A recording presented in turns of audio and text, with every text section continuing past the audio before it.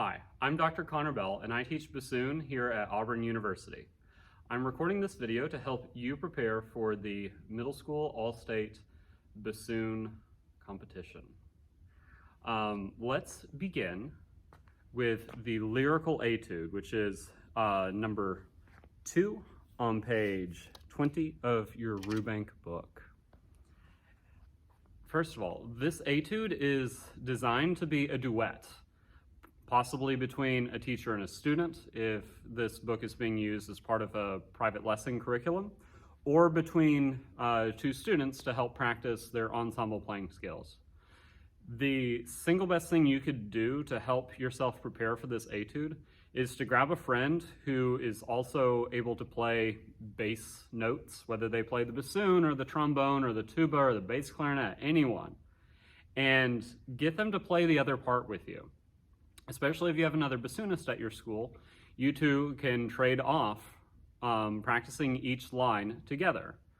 What this does is a lot of the detail work on how to play this musically comes from the way that those two parts are interacting with each other. If you play these with a friend, then you will naturally phrase them more musically than you might alone.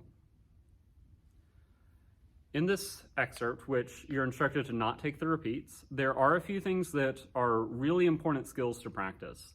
The biggest thing that is going to be a technical challenge from a fundamentals point of view are the large slurs. So especially when, if you look at measure 4, for instance, that slurred down from a D to a G, there's a decent chance that if you do the diminuendo too well that's underneath it, the low G isn't going to come out at all. So what you have to do for this and all of the other little down slurs that happen throughout this is figure out with your setup that day while you're warming up how far you can push your reed in terms of dynamic control. There will always be a point where you can take it too softly and it won't come out. We want to play it just slightly louder than that so that the G is safe and secure, but it's also a soft tapered gesture. Partially because G is naturally a louder instrument, a louder note than D. And so if you just let the bassoon does what it wants, then it's going to sound like you're crescendoing into the G or you're accenting it. So watch out for those types of issues in this one. We also have several slurs upward, and those can need to be backed up by an intensification of your airstream. So literally blowing more air, faster air into the instrument to make those come out well. And you can back those up by thinking about your musical gesture. For instance, let's look at measure 2. In measure 2, you start on a D, you slur down to a G, so you have to be really open and resonant. In this case, you don't have to diminuendo, which helps. You slur down into the G and then leap up to the F, and then we continue on our phrase. This opening section, this whole piece really, will go better if you think of phrases that are 4 measures in length. So I wouldn't breathe after that F. And you'll hear in my recording, I don't breathe until after the G in measure 4. If you even crescendo just a little bit more through the F, it'll help connect your phrase and really make it sound like that F leads into the E, which it does. All right. The other thing that you really want to take notice of in this are the dynamics. Anytime we have a lyrical piece, a lot of the interest derives from the dynamics, both how loud you literally are, mezzo, forte, forte, piano, and also these hairpin gestures that help open up a phrase or close it down. I think generally all of these phrases can get louder as you go through them and then get softer at the end. And if you do that really convincingly, it'll sound like you have really good phrasing and you're a very musical player, which should be your first goal with this excerpt. I'd also like to call attention to the large leap on the last line. There are actually a couple of them. So if we go from the repeat sign and look at the beginning of the second phrase, so after the repeat, which you're not taking, there are 4 measures that are a phrase, and then the final 4 measures are a phrase. In that final phrase, so this is measures 3 and 4 of the last line, we walk up to a G, leap all the way down to a low F, leap all the way up to a C before working our way back down. Use the crescendo. This should be the climax of the whole thing. It's one of the loudest dynamics we get to, and these huge leaps and that highest note of the excerpt, that high C, all make it seem like this is the big point. So use the dynamics there you get to tongue the low F happily. So make sure you're really open and resonant so the F sounds full and not sharp, like you were playing up an octave and a half higher than that just a second ago. And then to make that leap into the C, back it up, put it in another crescendo under that leap from low F all the way up to the C, and you have to do something special with your thumb. If you haven't done this before, your thumb is going to be on the whisper key for the low F. I'll show you on my bassoon. Your thumb will be on the whisper key for the low F. To get the C to come out, your thumb has to leap all the way up to the C vent key, this one right here. If you count from the bottom on your bassoon, it should be 1, 2, 3, 4 from the bottom. Your bassoon may or may not have this top key, so don't count from the top. That one's for high D. This one is for C, and if your thumb goes low F up to the C, it will come out, and it'll be full and resonant, and then you can work your way down through the rest of the piece. So, when you're practicing this, start with the metronome. You have a tempo that's suggested. Keep it nice and slow and comfortable for a while. I would also use a drone on your tuner. If you have a phone, download the Tonal Energy app. It does everything you could ever want in an expensive metronome or tuner, and it's only a couple of bucks. Get it to give you a drone. So like for this first half, you can drone maybe a C or a G. And for the second half, you could drone, I don't know, a C or a G. And mess around with those 2 notes and make your other notes sound really good and in tune with them. Or if they're really dissonant to that note, it might mean that it's a dramatic point and we want to lean into that dissonance before we resolve out of it. And then make sure you're always concentrating on having a beautiful, singing, warm sound. Good luck.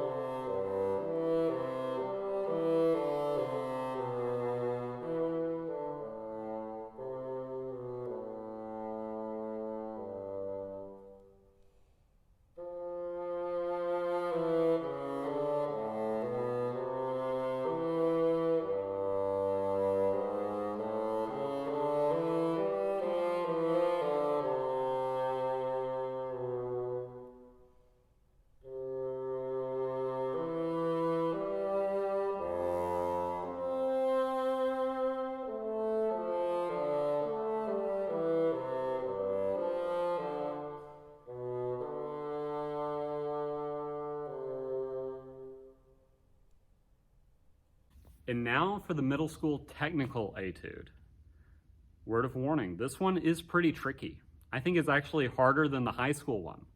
So anytime you're starting with something that you know is going to be difficult, start crazy slow. This one is marked with a goal tempo of 132 to the quarter note. I would start it at like 60 to the quarter note, so that you are making sure that you are learning the right notes and the right articulations, which is a big point of this one, from the very beginning. So if you start off too fast in something like this, especially a technical excerpt that has a lot of accidentals, far too many accidentals, then you are going to be probably making some mistakes. And then those mistakes will be the first thing that you've learned. And then your next practice, when you're trying to get better and correct those mistakes, you have to unlearn them, which is harder to do than learning them in the first place. And then you have to learn the right notes on top of that. So it makes everything a lot more difficult. And then when you're in a stressful situation, like, I don't know, auditioning, then those old mistakes have a nasty way of creeping back into your playing. So start this really slow. Your goal tempo for starting this should be whatever tempo it takes for you to play it effortlessly and completely accurately. Pay close attention to the notes, especially when we have all those accidentals, and to the articulations, because a lot of the interest in this excerpt comes from the juxtaposition, there's a word for you, of the slurred notes and the staccato notes. How those are set against each other creates a lot of melodic interest. So the staccato notes should be really bouncy. When I play a staccato note on the bassoon, I'm always supporting like crazy from my abdominal muscles when I play. I'm engaging outward all the way around the middle of my body, and that is how I have a good sound. I have my abs here that are engaging out. You've got obliques on the side that are going out. You've got muscles in the small of your back, and they're engaging too.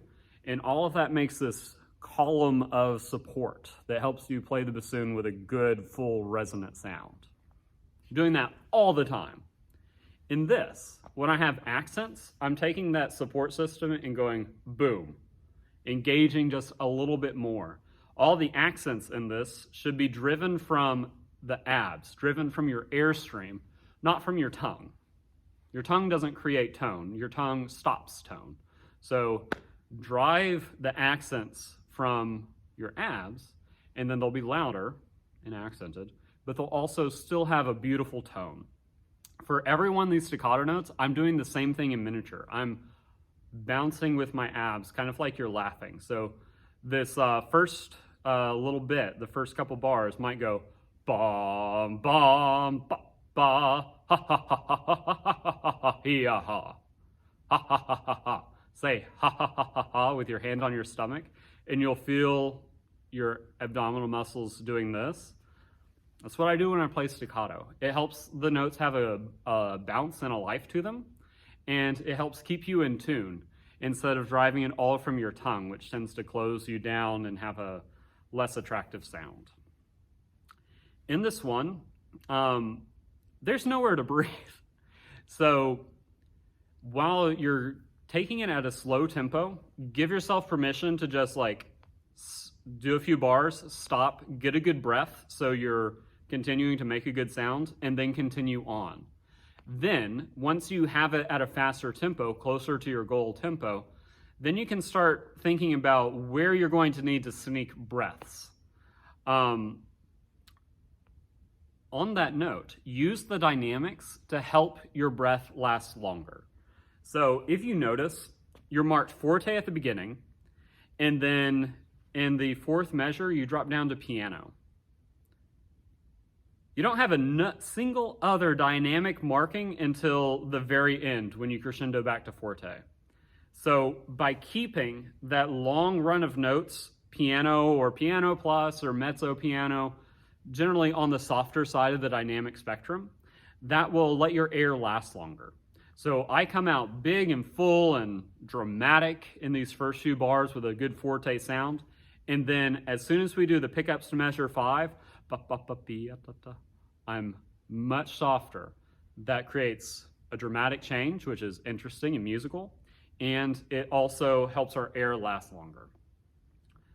When I get this at a quick tempo, I suggest feeling it in cut time. So when I was getting this ready, instead of setting my metronome at 132 and it banging quarter notes at me, I set it to 66 and gave myself half notes. What that does is it opens up your phrasing a little bit. And if you just zoom out your eyes and look at any part of this, the emphasis is on beats 1 and 2 together doing a thing, and beats 3 and 4 together doing a thing. Like, look at the first measure of the second line. B, C, C, C, B, C, C, C. It's one unit on each half of the measure. And so you'll also play it more musically, and you'll have less clicks coming at you to worry about if you're thinking about it in cut time. So that would be my goal for you. All right. If we look ahead, some good places to sneak breaths. If you find line 1, 2, 3, 4, the fourth line, the first measure of that goes into slurred notes, which we're doing slurred pairs of notes instead of the slur to tongue to that was our established pattern. That's interesting. I think that's a good dynamic point. I would breathe like right before the C, that's a pickup into that bar. Sneak a little breath before you keep going. Similarly, if you look at line 1, 2, 3, 4, 5, 6, and then look at the measure that comes right before that, there's a leap up to a C sharp at the end of that bar. I would breathe right before that C sharp and feel that C sharp as a pick up to that line, the next line that we were talking about. Speaking of that part of this, so find with me line 1, 2, 3, 4, 5, 6. There are some misprints in this part that make no sense. So let's fix those together. In that line, in the first measure, the G's should be natural, not flat. Cross out the flat and write in a natural. Then if you go to the third and fourth measures of that line, the C's should be sharped, not natural. So mark in C sharps in measures 3 and 4 of that line. What that does, those two measures are a type of chord or a type of arpeggio that make us want to go back to the D minor that we started in. And the C sharp is what makes that work. So think of those two measures. So that's line 1, 2, 3, 4, 5, 6. And the third and fourth measures of that line, those two measures should push and drive you into the last measure of that line, which is our return to our original key, D minor. In the lines before that, there are a lot of accidentals. What we're doing harmonically is we are thinking that we are in the key of C sharp major for a while. So while you're working on this one, I would practice your D minor scales and your C sharp major scales, which is a rough scale to get your brain around. But if you get comfortable thinking in those two keys, it'll make this middle section go a lot better for yourself. Remember that E sharp is the same fingering as F. E sharp and F are the same note. Similarly, B sharp is the same note as C natural.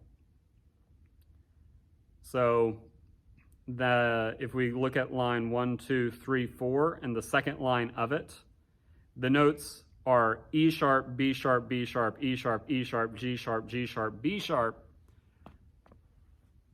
They are fingered the same as F, C natural, F, A flat, and C natural.